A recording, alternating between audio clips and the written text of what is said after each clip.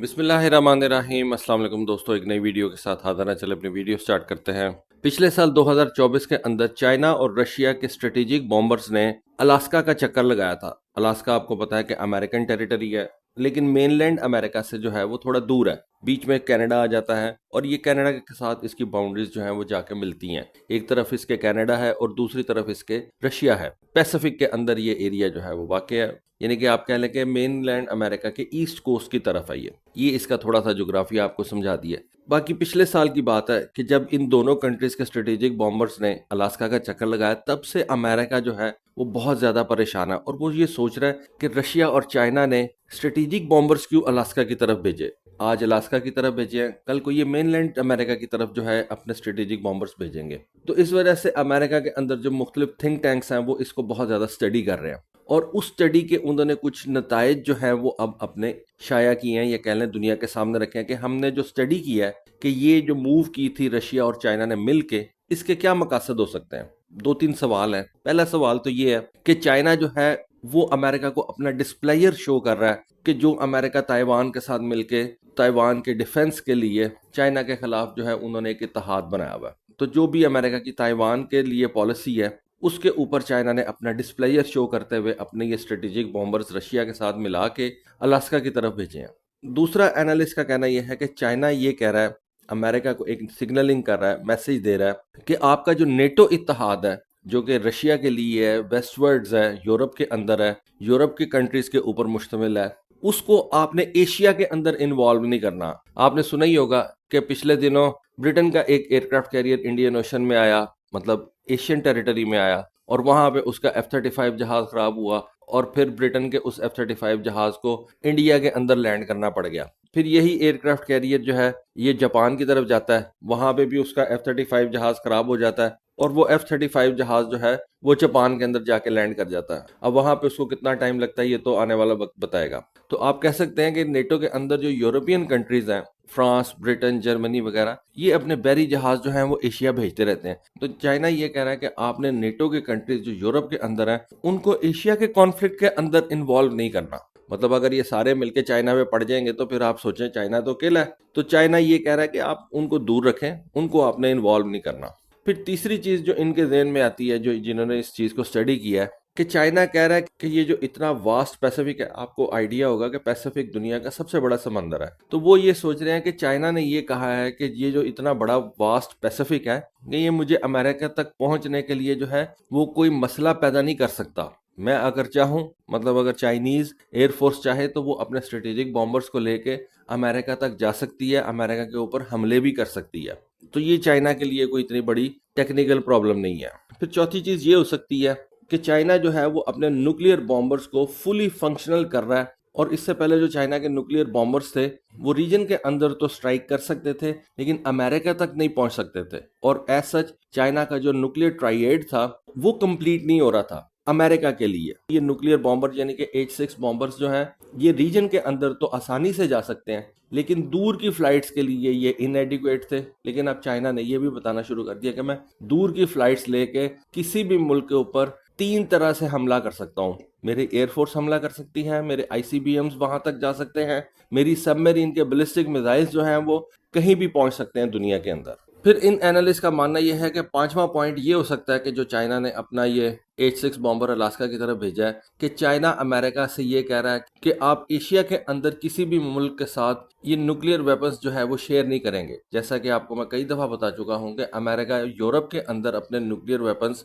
5 ममालिक के साथ शेयर करता है। जर्मनी, इटली, बेल्जियम, तुर्की और आई बिलीव नेदरलैंड्स के साथ जो है ये न्यूक्लियर वेपन्स अमेरिका जो है वो शेयर करता है। तो चाइना ये कह रहा है कि आपने ये न्यूक्लियर वेपन्स एशिया के अंदर किसी के साथ शेयर नहीं करने, ना ताइवान के साथ, ना जापान के साथ, ना ही साउथ कोरिया के साथ, क्योंकि ये दो अच्छे एलाई हैं इस रीजन के अंदर अमेरिका के। तो कल को अगर अमेरिका ने सोचा और अपने न्यूक्लियर वेपन जापान में रख दिए, साउथ कोरिया में रख दिया, तो चाइना के लिए ये प्रॉब्लम खड़ी कर सकते हैं। तो इन फ्लाइट्स की एक ये भी वजह हो सकती है कि चाइना ये मैसेज कर रहा है कि आपने न्यूक्लियर वेपन नहीं एशिया के अंदर अपने ला के रखने। और इस तरह से कल को अगर चाइना और अमेरिका की कोई स्क्रिमिश होती है, लड़ाई होती है, तो आप अपना नेटो भी उठाओ, अपने यहाँ के एलाइज भी उठाओ और सारे मिल के चाइना के ऊपर हमला कर दो। तो ये चाइना जो है वो एक मैसेज दे रहा है। फिर इस रिपोर्ट में कहा गया है कि चाइना और रशिया की ये जो स्ट्रेटेजिक बॉम्बर्स की फ्लाइट्स हैं ये 2019 से चल रही हैं, ये 2024 में शुरू नहीं हुई।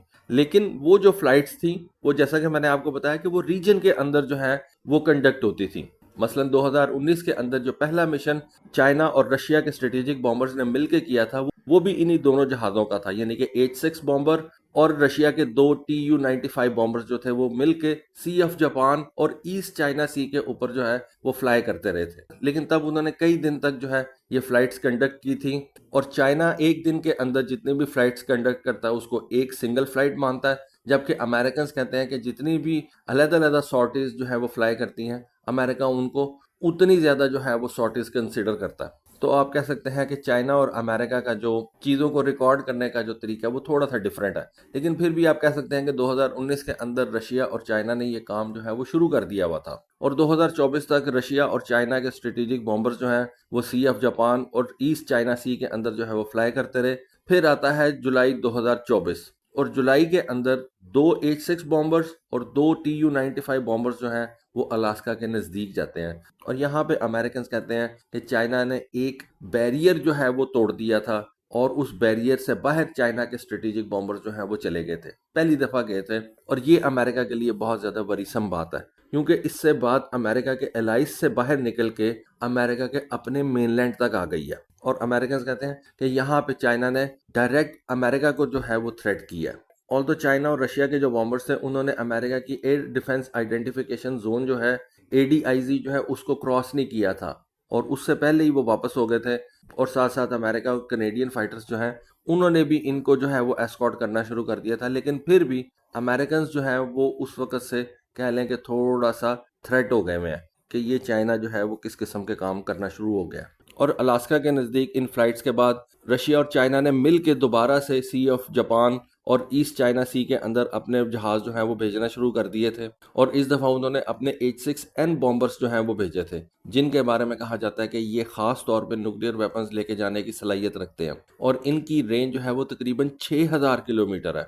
और उसके अलावा इनके ऊपर जो KD-21 air launch cruise missiles China ने रखे हुए हैं उनकी रेंज भी तकरीबन 2000 किलोमीटर से ज़्यादा है। और फिर उसके बाद चाइना ने अकेले अपने ये H-6N बॉम्बर्स जो हैं वो गुआम की तरफ भेजे थे, जहाँ पे फिर अमेरिकन को ये खतरा हो गया था कि अब चाइना ने हमें डायरेक्ट जो है वो थ्रेट कर दिया है कि China air launch cruise missile जो है वो गुआम के ऊपर फेंक सकता है। गुआम के ऊपर मैं आपको बता चुका हूँ कि अमेरिका के न्यूक्लियर स्ट्रेटेजिक बॉम्बर जो हैं वो भी प्लेस हुए हुए हैं, और वहाँ पे अमेरिका की एक सबमरीन बेस भी है जहाँ पे अमेरिका की न्यूक्लियर सबमरीन आके ठहरती हैं और फिर आगे पैसिफिक के अंदर जो है वो मूव करती हैं। तो गुआम जो है वो अमेरिका के लिए बहुत ज़्यादा स्ट्रेटेजिकली इंपॉर्टेंट है, और उसको चाइना ने अलास्का की फ़्लाइट्स के कुछ ही दिन के अंदर जो है वो थ्रेट करना शुरू कर दिया था। तो तब से अमेरिकन जो है उनकी रातों की नींदें उड़ी हुई हैं, और वो ये सोचते हैं कि ये तो सिर्फ हमारा हक है कि हम पूरी दुनिया के अंदर जाके किसी भी मुल्क को थ्रेट कर सकते हैं, एशिया के अंदर अपनी बेसिस कायम कर सकते हैं, जापान के अंदर, साउथ कोरिया के अंदर, हमारे नज़दीक कौन आ सकता है? ये हक तो सिर्फ हमारा है, किसी और को दुनिया में ये हक नहीं है। और मेरा ख्याल है आजकल जब इंडियंस ये बातें सुनते होंगे ना तो उनको अच्छे तरीके से समझ आती होगी। जो ट्रंप उनके साथ कर रहा है ना, इंडियंस को बहुत अच्छे तरीके से मेरी बात ये समझ में आ रही होगी अगर वो इस वीडियो को सुन रहे हैं। वैसे तो मेरा चैनल इंडिया के अंदर ब्लॉक हुआ हुआ है, लेकिन फिर भी अगर कोई सुन रहा है किसी दूसरे मुल्क के अंदर तो उसको मेरी इस बात की बड़े अच्छे तरीके से समझ में आ रही होगी कि अमेरिकन किस तरह से जो है वो ये डबल स्टैंडर्ड्स चलाते हैं कि हम दुनिया में किसी के ऊपर भी जाके जो है वो हमला कर दें, अपनी बेसिस किसी दूसरे कंट्री के साथ जाके जो है वो खड़ी कर दें, हमारे स्ट्रेटेजिक बॉम्बर पूरी दुनिया के चक्कर लगाएं, ईरान पे बम मारें, जहां मर्जी जाएं, यमन के ऊपर जाके बमबारी कर दें, लेकिन अमेरिका के नज़दीक कोई नहीं आ सकता। भाई अगर अमेरिका के नज़दीक कोई नहीं आ सकता तो आपको भी कोई हक नहीं है कि आप ईरान के ऊपर जाके तो बम फेंकें, यमन के ऊपर जाके तो बम फेंकें। ये डबल स्टैंडर्ड्स क्यों है? तो अगर चाइना ये कर रहा है तो फिर इसको बर्दाश्त करें। अच्छा, अब मज़े की बात यह है कि जैसे मैंने आपको पीछे बताया कि 2019 के अंदर रशिया और चाइना ने ये जॉइंट पेट्रोल्स जो हैं वो शुरू किए थे, और 2019 ही वो साल है जब चाइना ने अपना ये H-6N बॉम्बर जो है वो तैयार किया था, ऑफिशियली अडॉप्ट किया था। तो जैसे ही चाइना के पास ये H-6N बॉम्बर आया, आप कह सकते हैं कि ये H-6N बॉम्बर चाइना के न्यूक्लियर वेपन्स डिलीवर करने के लिए जो है वो तैयार किया गया है। H6 के जो है वो काफ़ी ज़्यादा वेरिएंट्स चाइना ने बनाए हुए हैं। कोई सिर्फ न्यूक्लियर वेपन डिलीवर कर सकता है, कोई सिर्फ उन्होंने इलेक्ट्रॉनिक वॉरफेयर के लिए रखा हुआ है, किसी को उन्होंने रिकॉनेसेंस के लिए रखा हुआ है, किसी को उन्होंने सिर्फ क्रूज मिसाइल जो है वो फेंकने के लिए रखा हुआ है। तो जब चाइना ने ये H6N बॉम्बर इंट्रोड्यूस करवाया, इसको अडॉप्ट किया, उसी साल चाइना ने रशिया के साथ मिलकर ये जॉइंट पेट्रोल्स जो हैं वो करना शुरू कर दिए।